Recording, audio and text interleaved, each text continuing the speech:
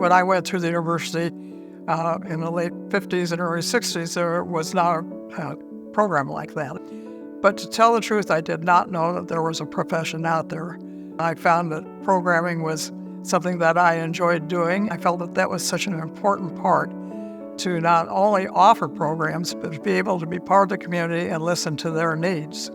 When I started, park districts were just becoming a business. They were hiring business managers. They were hiring people with specific talents, with natural resources, with programming experiences. They were starting to budget more accurately. It was interesting to see how people were using their agencies and becoming more professional. And that was the agency side. But what was a park and recreational professional? Prior to 1981, there was what they called a national registration program. And I think for a fee of $10, you could put your name on the list, and that said you were a park and recreation professional.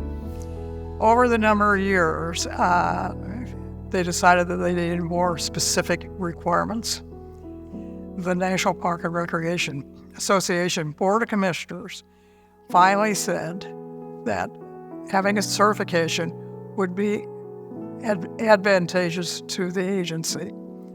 Now, certification has come a long ways. We've certified not only park and recreation professionals, but on into landscape, into the arts.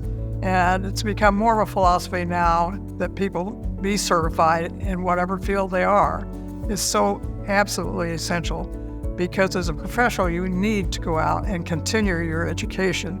And whether you use schools or development programs or NRPA classes, and we saw a lot of growth in that area, from very small districts to being certified to even Air Force and the military being part of the certification program. And as with certification for the individuals, to continue the certification for agencies is extremely important. You can't just do it once and then rest on your laurels, because things change, your staff change, and to have staff go through all this is really a wonderful thing. And then have somebody from the outside come and look at your program and say, well, this is what you're doing well, and this is what you can do better. So I am real and always have been a proponent for both individual certification and agency certification. Some of my collaborations that I thought most meaningful to me. And the first was a public-private enterprise, and that was in Highland Park, Illinois. A developer was developing the whole downtown area and decided that to bring people there that he wanted, and he said, an art festival. So with his staff and my staff, we put on a juried art festival. And the Port Clinton Art Festival is one of the largest and most respected art fairs in the state of Illinois. The other thing that I can remember is we did a inner-city program to bring the inner-city youth out to the suburbs and the suburban kids into the city. So we ran a day at camp. We put them on a bus in the morning, picked them up in the city, and they did the tours and did fun things in the suburbs. Same thing, 2 days later, we put the suburban kids on a bus and took them to the inner city, and they found out about the many different areas of Chicago. And that went on for a number of years and was really well received. Another collaboration that I thought was very meaningful was the open space plan I did for Alexandria, Virginia.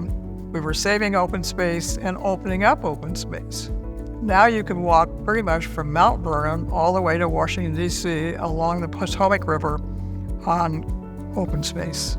And that's just a really great thing. There used to be a couple of warehouses in the way, and they've got moved, and so you just have to take time to do that. So I thought that was a collaborative effort between citizens, between national and federal agencies, state agencies, and it was quite an experience. I don't know where else you can go and be a part of the community and have fun while you're doing it. Lawyers can go to their specialties, medical doctors can go to their specialties, but as a park and recreation professional, you have many avenues. You can start as a programmer, you can start as a forester, you can start in financial management, but there are so many ways to go, and there are so many ways that you can change directions. You don't have to take this narrow road for one career. So I think Parks and Recreation has been a wonderful avenue for me. I've done it for 40 years and continue to do it when I can as a volunteer. It's professional, it's run professionally, and I don't think I would have a better career.